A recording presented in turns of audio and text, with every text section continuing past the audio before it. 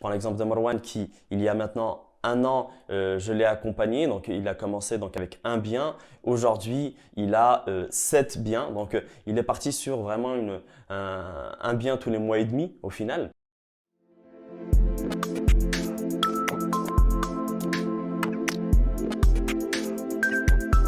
Audio Jungle.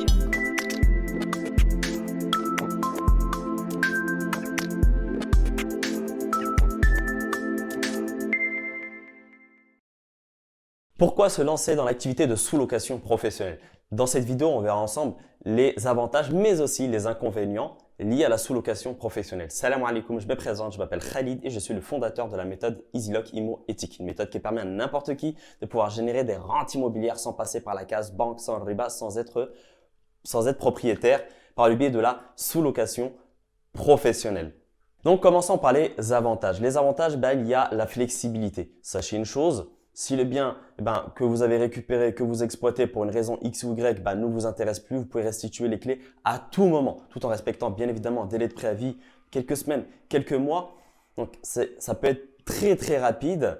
Alors que, imaginez-vous, si vous êtes propriétaire et que vous voulez absolument vous débarrasser du bien, et là à ce moment-là, c'est compliqué. Il faut le revendre, vous allez forcément perdre de l'argent. C'est stressant et du coup là vous avez une certaine flexibilité à pouvoir rendre les clés à tout moment, même si c'est pas l'objectif. Bien évidemment, l'objectif c'est de garder le bien parce qu'il est rentable, parce qu'avant de se positionner sur un appartement, on a fait une étude de marché, on a vu ce qu'il valait et puis voilà. Mais psychologiquement, le fait de se dire que en réalité le risque est limité, je rends les clés et on n'en parle plus, croyez-moi que c'est hyper rassurant. Le deuxième avantage lié à cette activité, c'est le nombre de biens. Encore une fois, contrairement à un propriétaire qui achète, il est forcément confronté à des murs au final parce que c'est soit l'apport parce qu'il faut un apport conséquent pour acheter, soit les banques parce qu'il n'a pas forcément le bon taux d'endettement, soit le notaire ou des travaux, etc. Donc, on est limité en réalité. Alors que quand on se lance dans la sous-location professionnelle, en réalité, on ne sommes pas limité dans le nombre de biens. La seule limite, c'est vous en réalité. Si vous voulez récupérer un bien par mois, 2 biens par mois, c'est clairement possible. Je prends l'exemple de Marwan qui, il y a maintenant un an, je l'ai accompagné. Donc, il a commencé donc avec un bien. Aujourd'hui, il a 7 biens. Donc, il est parti sur vraiment un bien tous les mois et demi au final. Donc, il y en a d'autres qui suivent un peu la même lancée parmi les personnes que l'on a pu accompagner. Donc, vraiment, on n'a aucune limite sur le nombre de biens. Il s'agit d'un business, c'est pas de l'investissement immobilier où là, c'est beaucoup plus lourd. Sachez qu'en plus, c'est une activité qui peut être très rentable et automatisable. Donc, l'effet de levier est énorme. Le troisième point, le troisième avantage lié à cette activité, c'est le fait qu'on ait un business. Et comme tout business, ça se revend. La plupart des personnes, quand ils lancent un business et que ça se passe mal ou que pour une raison X ou Y, ils veulent quitter ce business, ils vont juste fermer le business, alors qu'en réalité, c'est quelque chose qui peut se revendre. Vous vous êtes fait former, vous avez démarché, vous avez passé énormément de temps, vous avez dépensé de l'argent.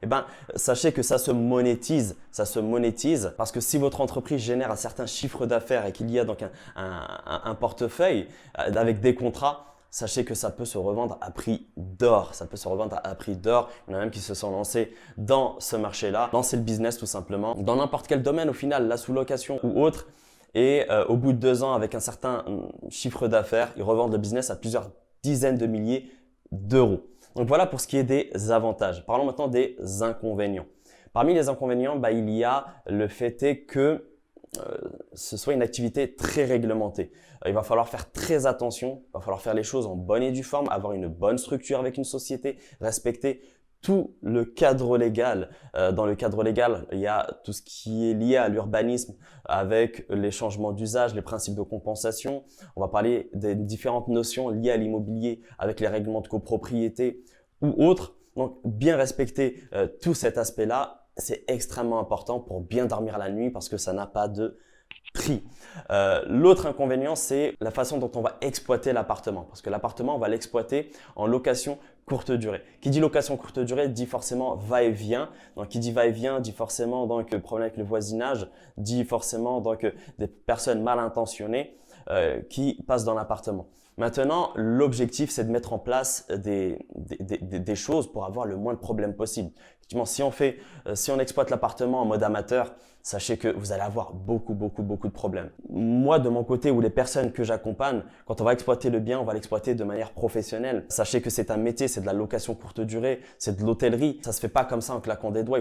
Il faut se faire former. Au-delà de créer donc un séjour, faut créer donc ce service, cette expérience, augmenter aussi justement la valeur perçue pour pouvoir justement filtrer à travers le prix, mais aussi conditionner ses réservations et éviter tout problème. Éviter tout problème. Croyez-moi que si vous mettez en place ce que j'enseigne dans notre accompagnement, vous allez avoir très peu, voire pas de problème dans cette activité-là. Maintenant, comme toute activité entrepreneuriale, il y a forcément des petits problèmes. Maintenant, qui dit problème dit solution. Il faut pas en faire tout un plat. Il faut juste avoir le bon état d'esprit. La vidéo touche à sa fin. J'espère que cette vidéo vous a plu. N'hésitez pas à vous abonner. Et j'ai aussi préparé une masterclass qui explique justement comment exploiter cette activité de sous-location professionnelle. Il suffit de cliquer sur le lien qui se trouve dans la description en bas. Et moi, je vous dis à très bientôt de l'autre côté. Salam alaikum. Au bout d'une semaine, il était disponible pour être disponible sur Airbnb, donc tout était fait. Et en moins de 24 heures, on a eu la première réservation.